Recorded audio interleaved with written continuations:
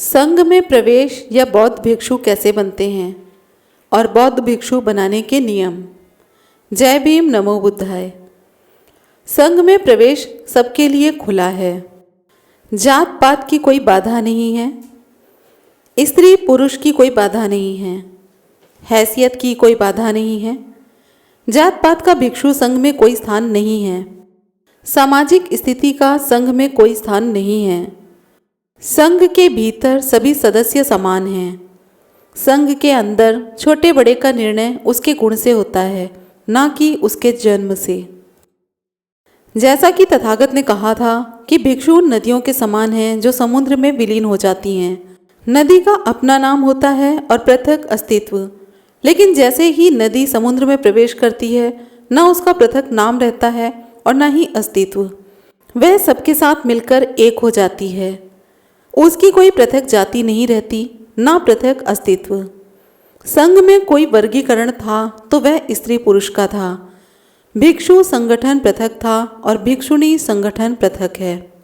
संघ में प्रवेश पाने वाले के दो वर्ग थे, श्रमणेर तथा भिक्षु। 20 वर्ष से कम रहने पर कोई भी श्रमणेर बन सकता था।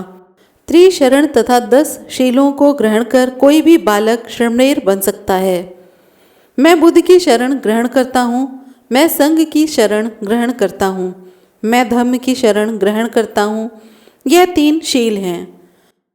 मैं प्राणी हिंसा से विरत रहूँगा, मैं चोरी नहीं करूँगा, मैं अब्रह्मचर्य से विरत रहूँगा, मैं झूठ नहीं बोलूँगा, मैं नशीले पदार्थ से विरत रहूँगा, मैं विकाल भोजन से विरत रहूँगा, मैं नाचना गाना और बजाना से भी विरत रहूँगा, मैं अपने को सजाने और अलंकृत करने से भी विरत रहूँगा, मैं ऐशो आराम से भी विरत रहूँगा, मैं सोना चांदी को किसी भी प्रकार से इकट्ठा करने से भी विरत रहूँगा।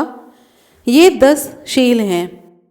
एक श्रमणेर जब चाहे संघ को छोड़कर गृहस्थ हो सकता था और हर श्रमणेर एक भिक्षु से बंधा रहता था और उसका अधिकांश समय उसकी सेवा में खर्च होता था। वह एक प्रकार से प्रव्रजित भी नहीं गिना जाता था।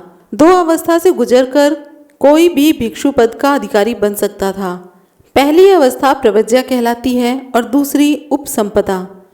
उपसंपदा होने पर कोई भी भिक्षु बन सकता है। जो प्रार्थी आगे चलकर भिक्षु बनाने के उद्देश्य से प्रव्रज्या ग्रहण करता है, उसे एक उपाध्याय की खोज करनी पड़ती है। कम से कम जो 10 वर्ष तक भिक्षु रहा हो, वही उपाध्याय हो सकता है।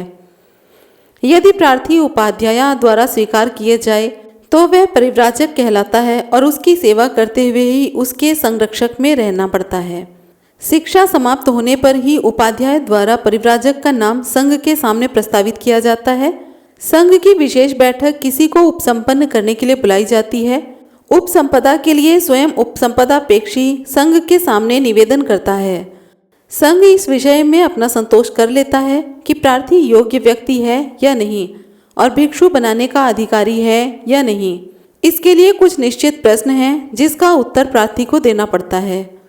संघ की अनुमति देने पर ही उसे उपसंपदा मिलती है और वो बौद्ध भिक्षु बन पाता है। भिक्षुणी संघ के नियम भी कुछ भिक्षु संघ जैसे ही हैं। तो ये थे भिक्षुओं के नियम। फिर मिलेंगे अगले वीडियो में। जय भीम, नमो बुद्धाय।